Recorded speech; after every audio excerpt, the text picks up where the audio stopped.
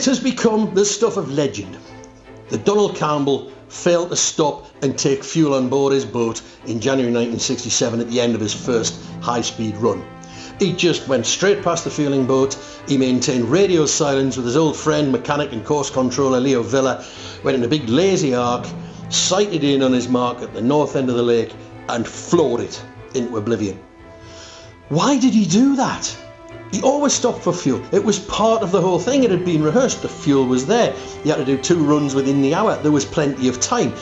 And yet that time he just kicked over the traces, ignored everybody, whoosh, and was killed on the way back. Why did he do that? Well, I'm going to tell you why he did that.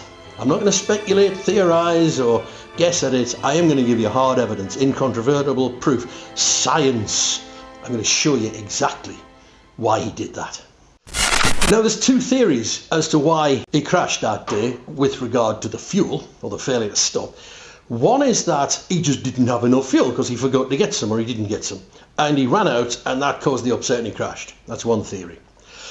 Now, the other theory is that the boat was light because it hadn't taken on the extra fuel, and because of that, it then went off and hit its wash from the first run, which he hadn't waited for that to settle, and because of the wash and the light boat, it caused the upset and boom, off it went.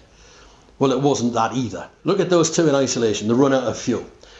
Bluebird carried about 60 gallons of fuel, 56 imperial gallons in the main tank, 6 in the auxiliary tank, 1 in the swirl pot with a boost pump, and whatever was in the lines and filters. That was enough to go down, turn around, come back, turn round and go down again. So the very idea that he ran out of fuel, forget that one and put that one to bed. Now the other one, that the boat was light and hit its own wash. Let's look at the light thing, right? 1/3 of its fuel volume burned off. It's about 60 kilos. It's a 2.5 ton machine. The speed at which it was operating, it was in a delicate equilibrium between the engine thrust pushing the nose in and the aero forces trying to pick it up. And what actually caused the upset was the engine stopped all of a sudden and the aero won. But that is stuff for another video, which we'll do in another day. Thrust SSC weighed, I think, about 12 tons, and yet anything over about 400 miles an hour, it was at the mercy of its aerodynamics. Weight didn't come into it, and weight didn't come into this with Bluebird either. The loss of 60 kilos was not going to change the course of history, considering what happened. Now, the other thing is the wash. Now, if you look at Bluebird on lock FAD, the wash was a nothing. There's very little wash because it barely touches the surface, and the wash radiates out. It doesn't sit in the middle and wait for it to come back through. It radiates, dissipating energy as it goes, and then when it hits the shore and it hits gravel and reeds and rocks, it dissipates a bit more. Then it has to reflect and come back into the middle until it's ever going to be a problem. So Campbell had 2 options: either go down and wait till it had done its thing, or go down and come back through the bit he'd just been through where there wasn't any wash because it had all disappeared off to the sides. So the wash wasn't an issue either. And when you look at footage of the second run, it's all but flat calm. There's a few little ripply bits over a long distance that you can see, but it's essentially flat calm. So the light boat and the wash, forget that. Now there's 2 other theories. One is that weather was the problem. Now, when we were lifting the boat, I had some long conversations with Donald's sister, Jean. Jean's concern was that Donald's body would still be in the cockpit when it was lifted, and we had to reassure that wasn't the case. And her pet theory on why he didn't refuel was weather.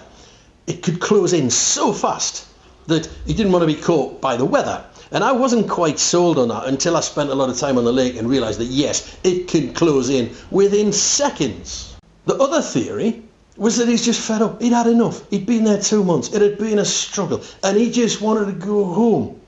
But whether it was weather or he just wanted to go home, he wasn't just a mad risk taker. He knew the risks he was getting into. And if these were considerations, you wouldn't think he would just blow away the whole refueling thing. He might come alongside and say, look, as quick as you like, get the paraffin in because, I've got to get a move on in case the weather gets me, or I've had enough, I want to go.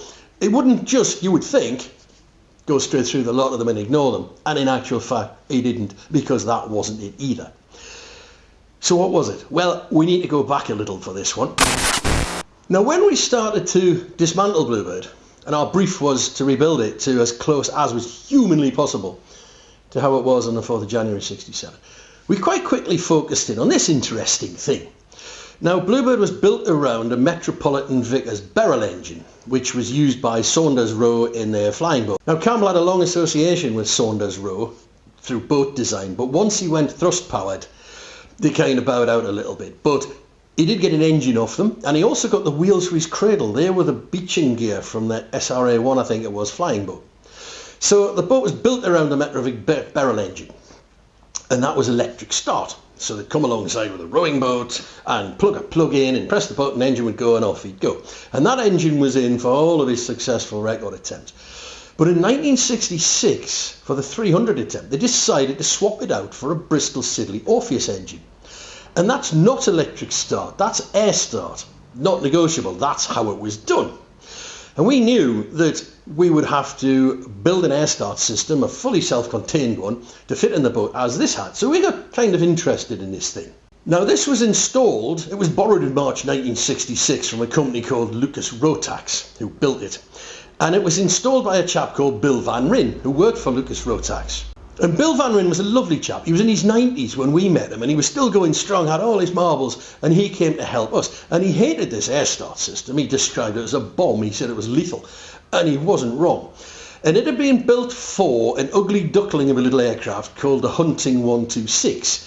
It was an experimental blown flap aircraft where gas generated by an Orpheus 701 blew down ducts in the wings and over the surfaces to change its lift characteristics and its takeoff and landing. And this little aeroplane was fitted with an onboard air start system. Not something it would use every day, but something that could be used if it flew away somewhere and it didn't have the gear to start it. It would get the engine going in order to get it back. And it was still there when we arrived. And of course its capabilities and how it functioned was of great interest to us because we had to get the thing working or something similar working as part of our rebuild process. And it was a pretty simple thing in principle. It was two 16-litre air cylinders which I understand were single-use rocket components made by Bristol Aerojet, but these had been lifed for 700 or so cycles and blown to 3,200 psi with a test pressure of 4,800 psi.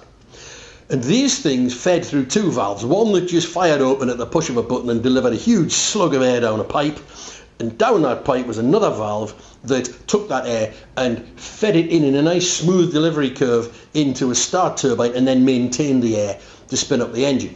Yeah, and people often say to me, do you start these engines by just blowing air up the spout like a big windmill? Well, you don't. That would be incredibly wasteful, and I'd hate to see what sort of equipment you need. What you have is a starter motor, and it's about the size of one of those big coffee tins, and inside is a little turbine, like in a turbocharger, and the air spins that, and it drives through a gearbox, which turns the main spool of the engine and winds it up to speed. So your two bottles of gas are emptied down a pipe through a valve into the starter. That's what spins the engine up.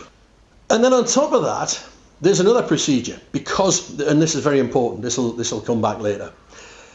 When you start the engine, you press the button and it starts to spin and all the pumps start to turn and the fuel starts to flow and it starts to spray in the combustion chamber where you've already put sparks with your igniters, and when it all reaches just the critical mix, it lights.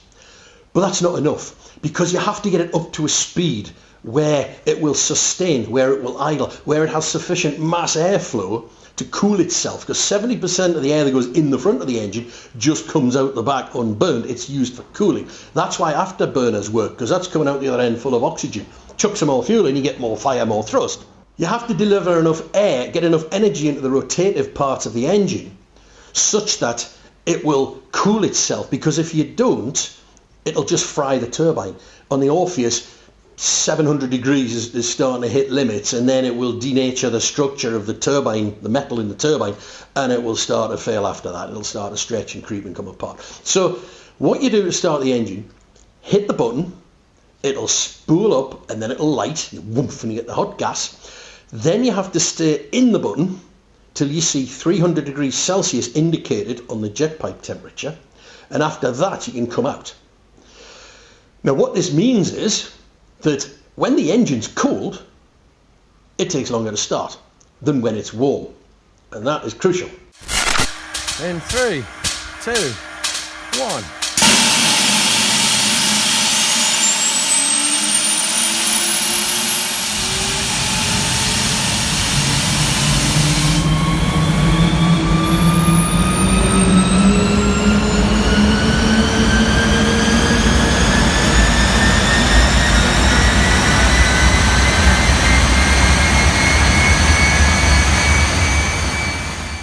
So here we've got this onboard air start system that we had to understand. So we thought the best way to understand it is to rebuild it, to get it working. And after a bit of research, we discovered that the archive from Lucas Rotax had been absorbed into Goodrich power system, Goodrich control systems. So we got onto them and said, please may we borrow your archive? And they said, no, you damn well can't. And we said, well, why not? Well, because it's a high pressure gas system, high pressure air system, and it's very dangerous. And I said, yes, I know, because I'm a diver and I jump off a perfectly good boat with a high pressure air system strapped to my back, which incidentally runs at 300 bar when yours runs at 210. So I do kind of understand the risks. And we had a bit of to and fro. And it was finally agreed we'd be given access to this archive purely to rebuild the system, and we would absolve Goodrich of any blame whatsoever, which is more than fair. So we got the drawings, and a lovely lady at Goodrich would go down into the archive at lunchtime and get covered in dust because it was all on paper, and scan it and send it to us. And I used to send her chocolates and flowers because she did a fantastic job. That's another story. And we literally took this thing apart and rebuilt it. We cut the bottles in half. One had water damage, one wasn't so bad. And we welded up and polished the interior. We welded up the little pockmarks and corrosion on the outside and polished it all, and then welded it all back together. Each bottle had 16 feet of weld by the time you went around 3 times to weld it. And we got those hydrostatically tested to the new test pressure, which shows us 3,200, which was the old working pressure. And we put a new working pressure on of 1,100, which was still never even dared to get to. So we fixed the bottles. We took the valves apart. We repaired them with weld. We made up new internals. We got them all working and functioning, and we put the whole system back together on a rig such that you could press a button and it would go hiss. And you get in your jet hydroplane, you strap yourself in, and you hit the start button.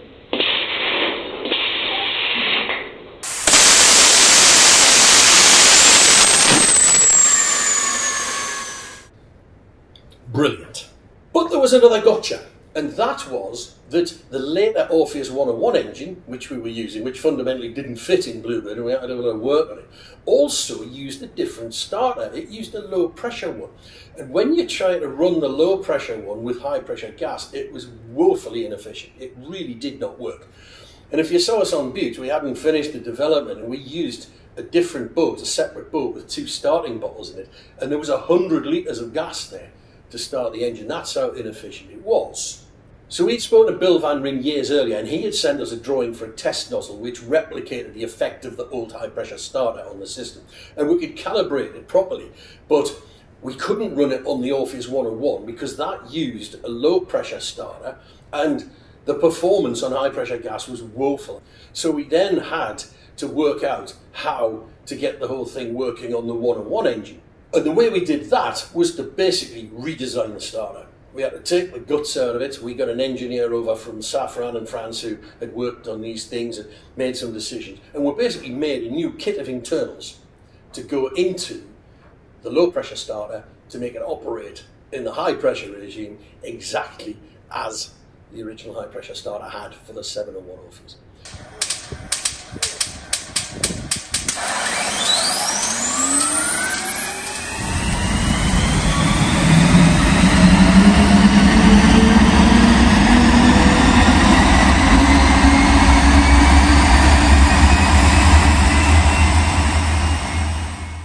And we ended up with a fantastic system that we understood. It was safe, it was calibrated, it was reliable, it was tested, and it was self-contained, and it could perfectly mirror the performance of the original start system.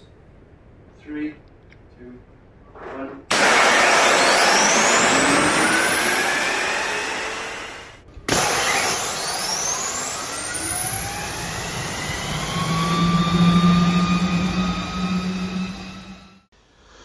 So what did we learn from all of that? I'll tell you what we learned. We learned that the air start system was good for one healthy start from cold and one decent start once it was warm.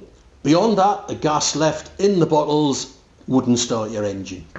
That was it. It would get close, but it wouldn't do it. So you got 2 starts. That's all it was good for. So why didn't Campbell stop for fuel that day? I said I was going to tell you, and I'm going to tell you now. He got his first good start, brilliant, engine lit, down the other end of the lake. But there's been a little snippet of information buried in the audio recording that he made from the cockpit that nobody gave a thought to. It didn't mean a thing until now, because at the end of the measured kilo, the engine went out. And you can hear him on the radio shouting that he's relighting the engine. Engine clear 2, and the engine light now, brake going down, engine lighting up now, relighting, passing the clear island, relight mode normal, and now. Relight made normal. He's got the engine back. But the only way he could do that was to hit the button. And in so doing, he used up the last of his gas. And he couldn't stop. He had no option, and he knew it. So he turned the boat round, aimed it back up the lake, and floored it. That's why he didn't stop for fuel, because he couldn't. You know, I don't mind forklifts, because the guys are trying to do that job. And I don't mind motorbikes, because the guys at the end of the street are trying to do that job with motorbikes. And I don't mind people buying wood, because they're just trying to do their job. I do mind some nasty Japanese thing with rave music coming out of it, because there's no need. Well, that took some getting through. I'm going home for some tea.